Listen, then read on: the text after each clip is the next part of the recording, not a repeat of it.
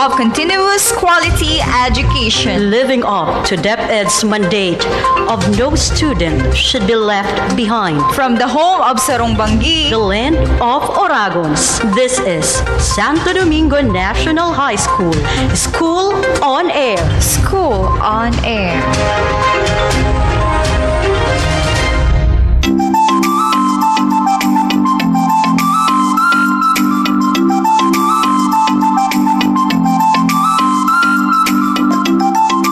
Good afternoon, everyone. Good afternoon, Santo Domingo National High School learners, especially to grade 10 students who are tuned in right now. Welcome to another lesson episode of School on Air for grade 10 English.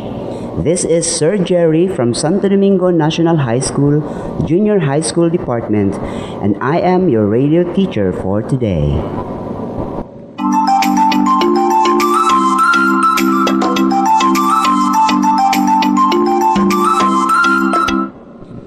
Before I start with the discussion of today's topic, I hope that you are 100% comfortable while listening.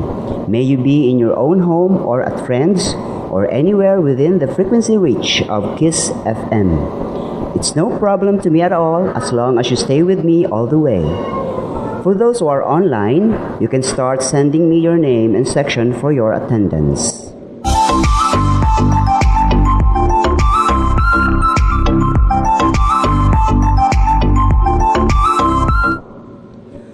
I know that you're excited for today's lesson, but before that, I would like to think that you are doing good with God above your head and a smile on your face, and you have set yourselves physically and mentally for the tasks ahead.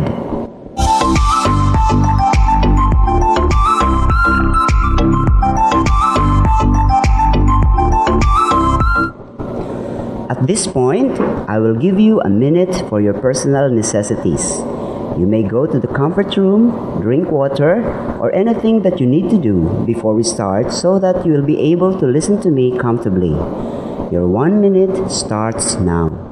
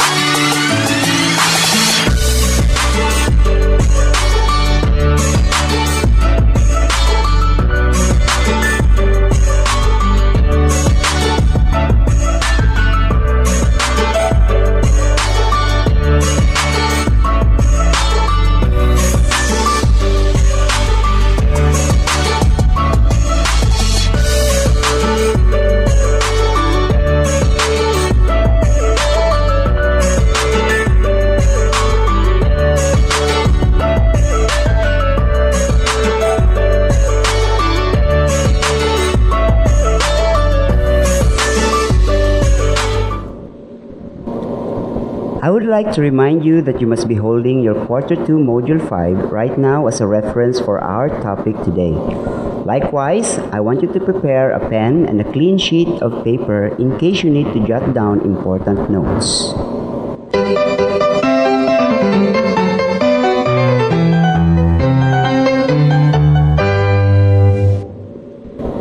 Later, at the end of the discussion, I will give a test about the topic. You will send your answers to me through our chat group. If you don't have access to the internet or you don't have cell phones, electronic gadget, or computer, don't worry because you can still submit your answers to me during our distribution and retrieval of self-learning modules. Okay, now as a starter, I want you to look at Activity 1, page 2 of your module. The activity is entitled Urban versus Rural Life. Have you found it? Okay, now the instruction reads, in 3 to 5 sentences, write down reasons why you would prefer urban from rural life or vice versa. Again, the activity is entitled Urban versus Rural Life. You're going to write 3 to 5 sentences and give your reasons why you would prefer urban from rural life or vice versa. Like I said, if you are online, send your answers to me through our chat group, and if you're not online, it's okay. You can still include your answers to the outputs that you're going to submit tomorrow. Now, I will give you 2 minutes to answer this task. Again, the task is Activity 1, page 2 of your module. Ready? Your 2 minutes starts now.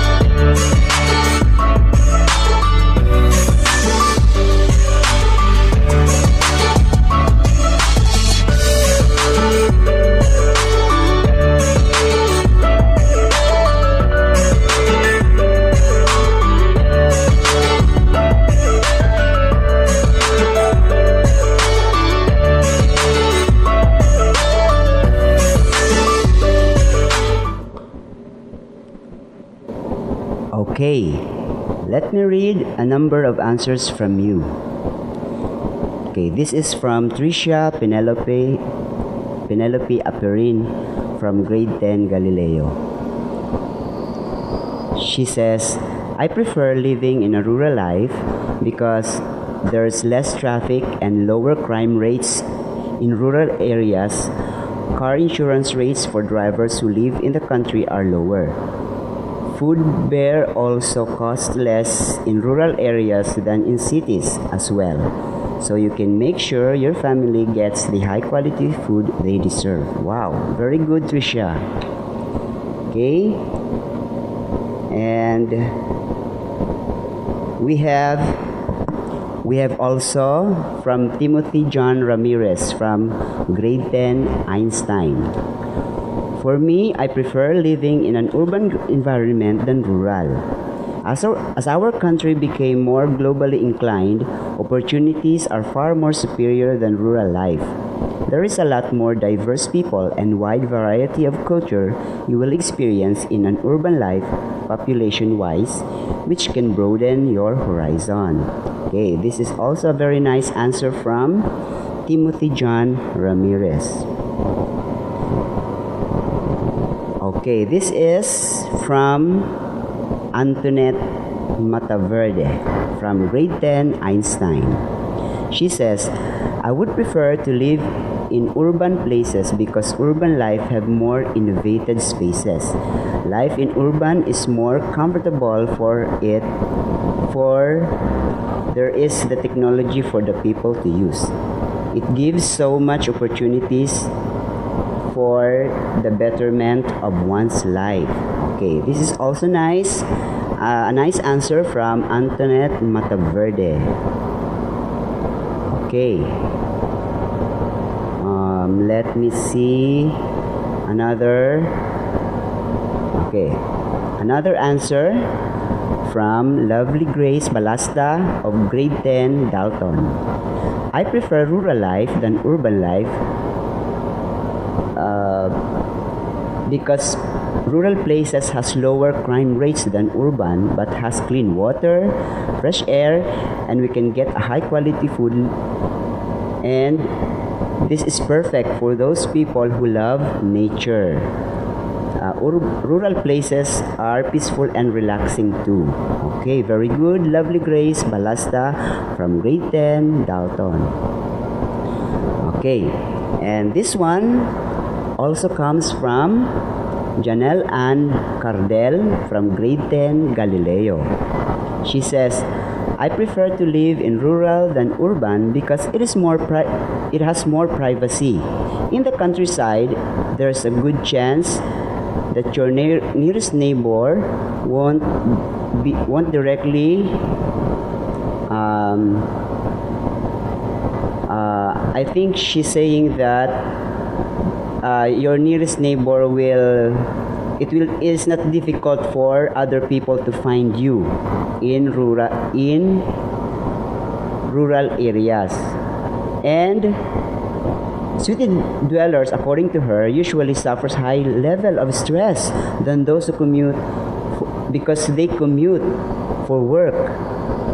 Okay, so this is also a very good answer from Janelle and B. Cardell. Okay, so later I will be reading more answers from you guys, and I hope you keep on tuning in. So those were quite convincing answers, weren't they? I will not be surprised if most of you prefer rural life because of wonderful things from nature that it offers. Nonetheless, some people enjoy city life because they love the rush, and with that, they feel more alive.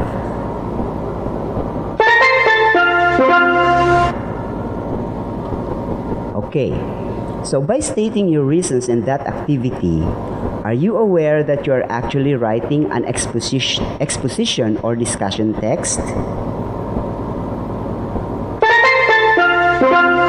So, what do we mean by exposition and discussion text?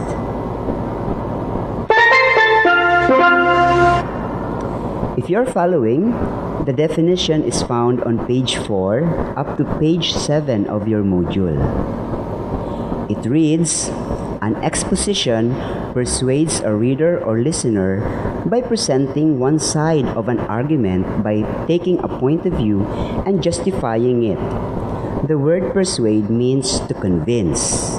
I repeat, the word persuade means to convince. And by exposition, we aim to convince others to see only one side of an issue, that one which we take side on.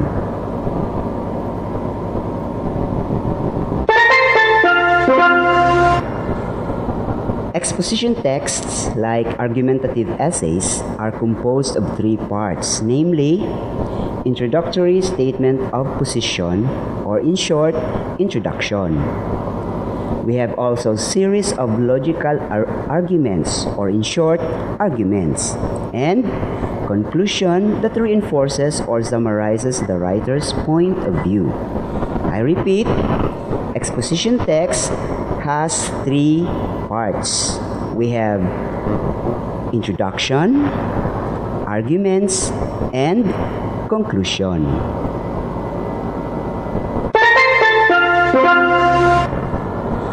On the other hand, discussion texts present differing opinions, viewpoints, or perspectives on an issue, enabling the reader to explore different ideas before making an informed decision.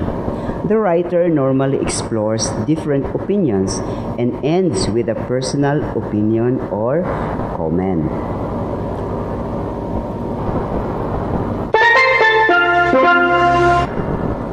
The structure of discussion text greatly resembles that of exposition text.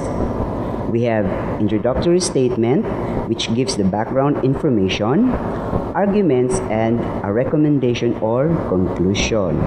So just the same with exposition, the discussion text has also three main parts. We have the introductory statement or introduction, the arguments, and the conclusion.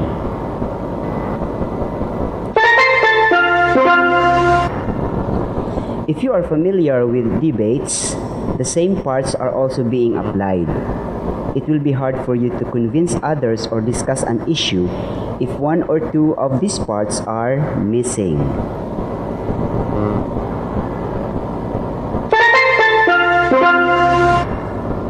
Exposition and discussion texts are also distinctive from one another with the use of language features and organizational patterns. Language features are basically the choice of words that surface more in the text.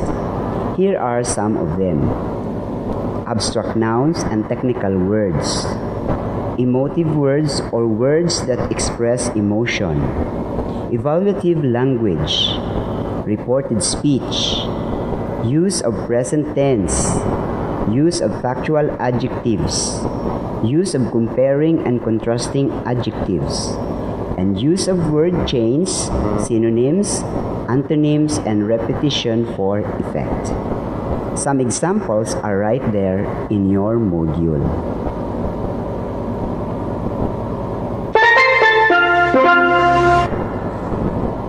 Meanwhile, organizational pattern refers to how the writer organizes his thoughts to make his or her point. The issue at hand is the top consideration in choosing the organizational pattern to be used.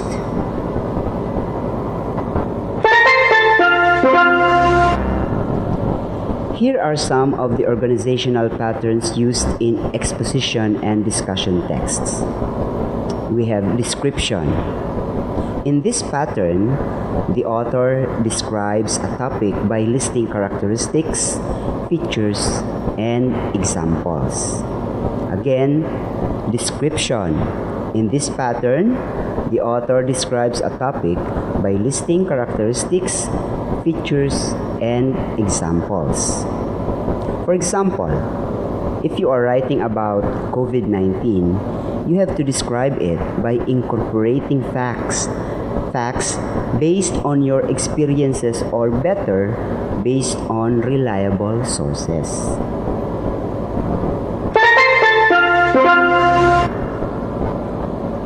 Another is sequence, in which the author lists items or events in numerical or chronological order.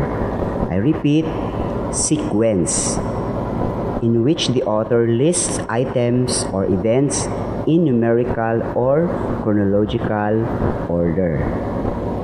An example of this is when you are discussing about a history of your topic. It is best to do this by supporting it with facts. You should not invent a story.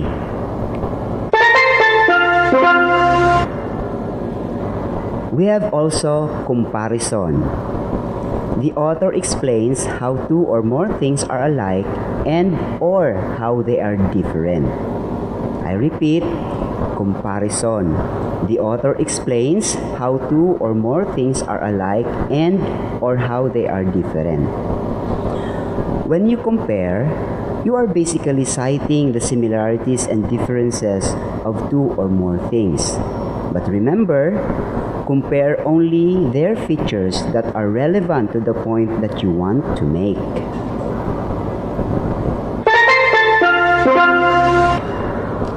We have also cause and effect.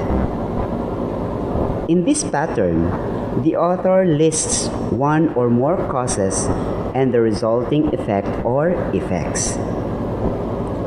I repeat, cause and effect. In this pattern, the author lists one or more causes and the resulting effect or effects. An example of this is writing a text about global warming. Just make sure that the causes and effects you include are factual and accurate.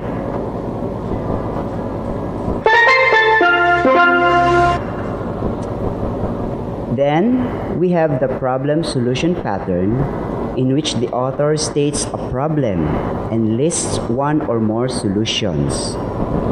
A variation of this pattern is the question and answer format, which basically poses a question then answers it. I repeat, we have the problem solution pattern in which the author states a problem and lists one or more solutions. A variation of this pattern is the question and answer format, which basically poses a question then answers it. This is one of the most common ways to make a point in a discussion. After all, there is nothing to discuss if there is no problem. More importantly, a solution to offer should be realistic and achievable so that you can easily convince other people. Won't you agree?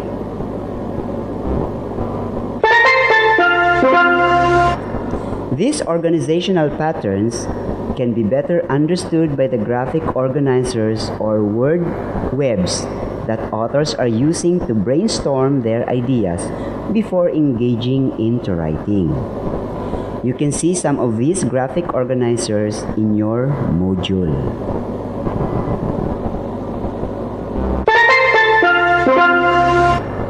Okay, let us review the features of exposition and discussion texts. We have structure, language features, and organizational patterns.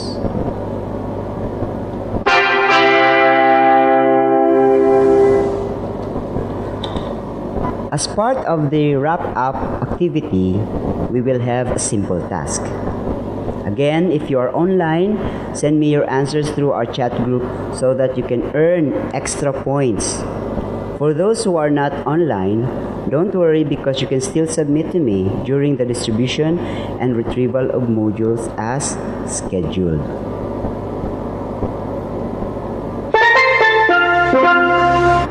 So here is your task.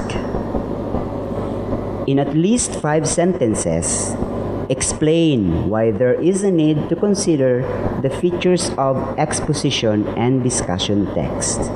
I repeat, in at least 5 sentences, explain why there is a need to consider the features of exposition and discussion text. I will give you 2 minutes to answer. Ready?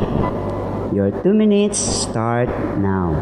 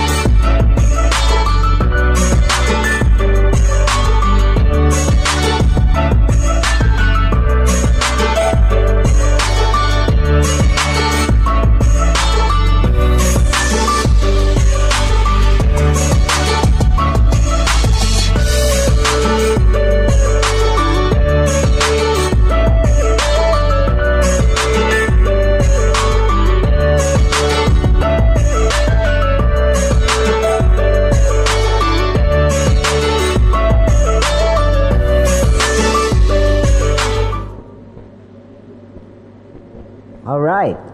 Congratulations to those who were able to submit their answers through Messenger.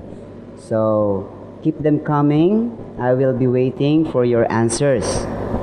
So while I am waiting for the answers of others, I'm going to read some answers of those who already sent. Okay, we have from Alexis May Bales from grade 10 Galileo. She says, in writing exposition or discussion, we need to consider the structural elements and language features because it makes the exposition more appealing and convincing. With the use of these elements and features, the writer engaged the reader to support his argument. Wow, this is a very nice answer from Alexis May Bales. Okay. Another one, according to Jazim Balute from grade 10 Dalton. He says, this can help us in a lot of ways. First, this can make our statement or anything we write become more stronger and believable.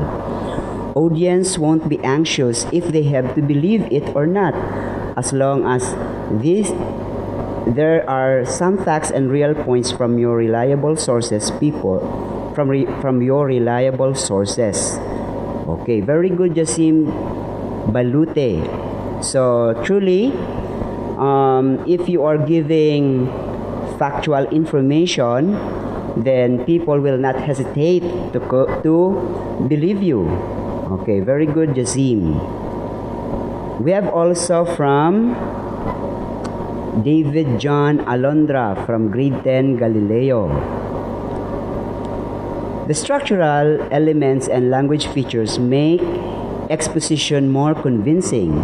With the use of these elements and features, a lot of readers will give support to the writer to the exposition he made. And by this, the argument will be more understandable and a lot of readers will attract to read it. As a result, it will persuade a lot of readers. Very good, David John. So, of course, if the argument is understandable and has very good supports from reliable sources, there will be more and more readers who will be attracted to read it. Okay. We have also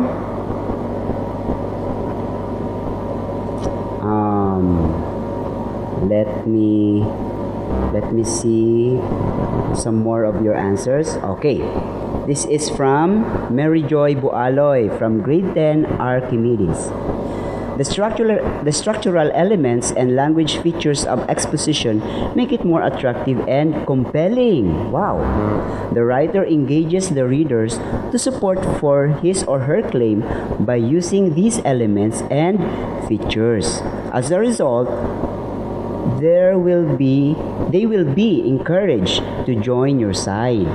And it is also a way for us to correct our way of writing exposition and to be able to persuade others to support our claim.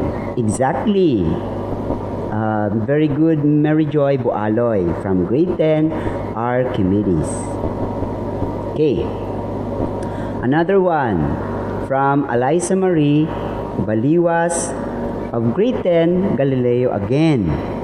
She says, in writing exposition and discussion, we need to consider the structural elements and language features to deliberate an effect to the reader. The structural elements and language features make it easier for the reader to navigate the text, convince, and also to support it. Wow, I like the word navigate. Okay, very good, Eliza Marie Baliwas. Okay, let me check some more.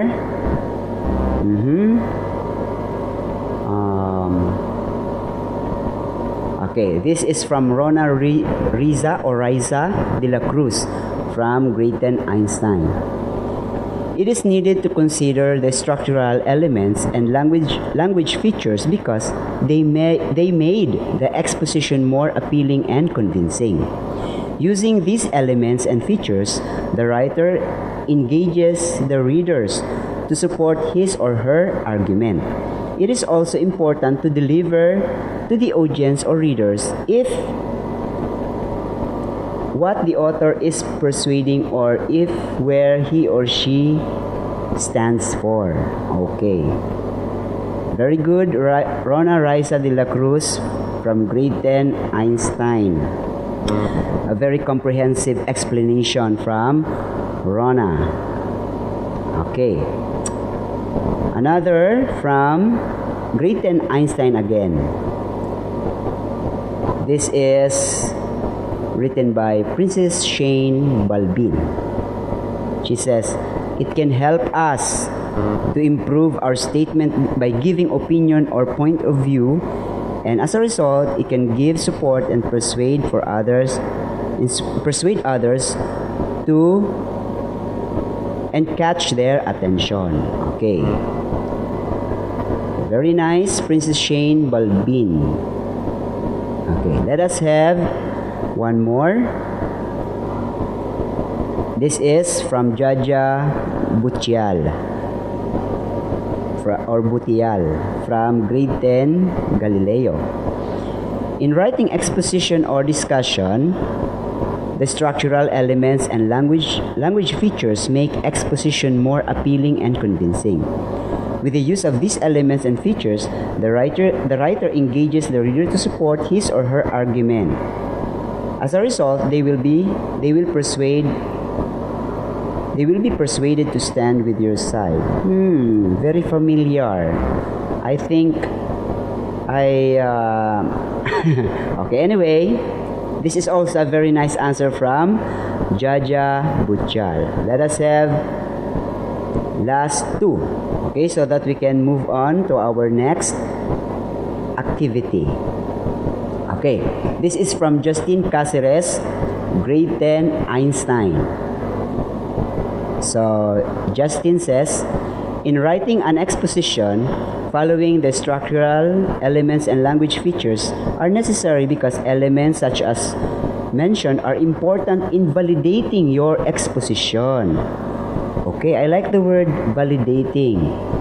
So, in addition, without such elements, your persuasion will not be successful. It will be empty, so to speak.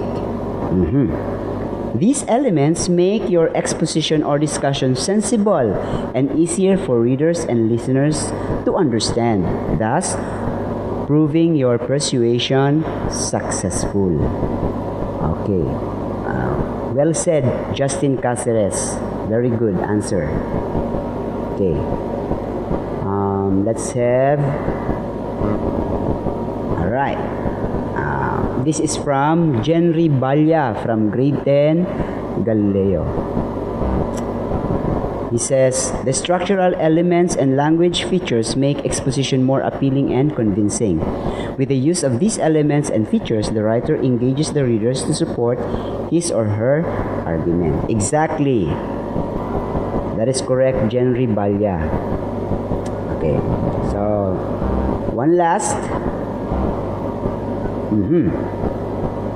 This is from Jana Paula Ramirez from grade 10, Einstein. Jana Paula says, I always dream to, that was the activity earlier. Okay, this one, she says, it is indeed necessary to consider the structural elements and language feature, since it is that gives a value and impact to your exposition or discussion. It makes more reliable and convincing to your audience. The arrangement and quality benefits the reason for maintaining it more an ideal type of exposition. Okay, very nice, Jana Paula Ramirez. That is a very good answer. Okay, so for those answers that I haven't read, please don't worry. I'm going to spare some time to read them. Okay? And of course, I will give points to you, and I will make sure that you will be given credits for your answers. Okay. Now, this will be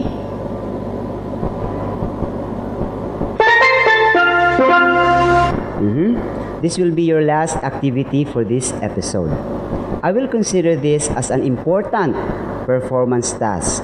Okay, so take note of that. This is a very important performance task, which I expect all of you will submit to complete your requirements in English subject for the third quarter. Okay, so I'm expecting that everyone will be able to submit this. Okay.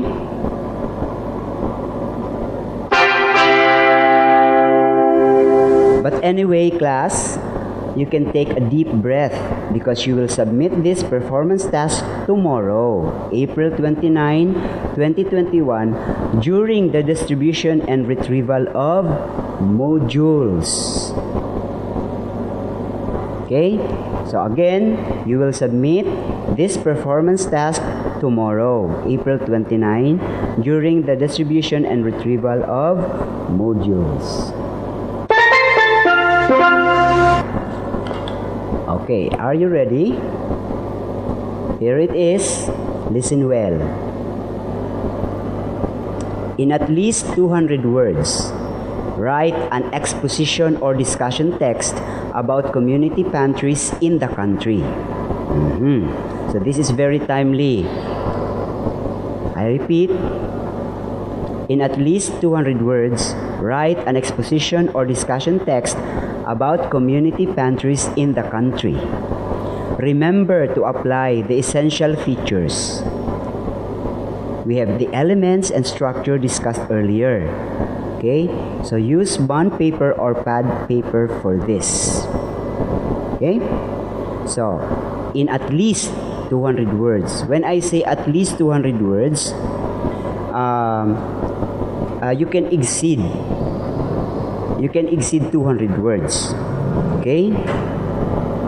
So, you're going to write an exposition or discussion text about community pantries in the country.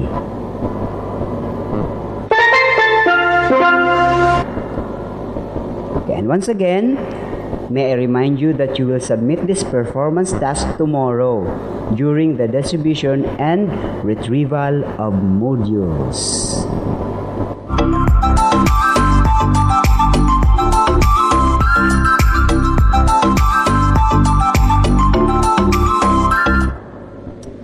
So, that's all for today.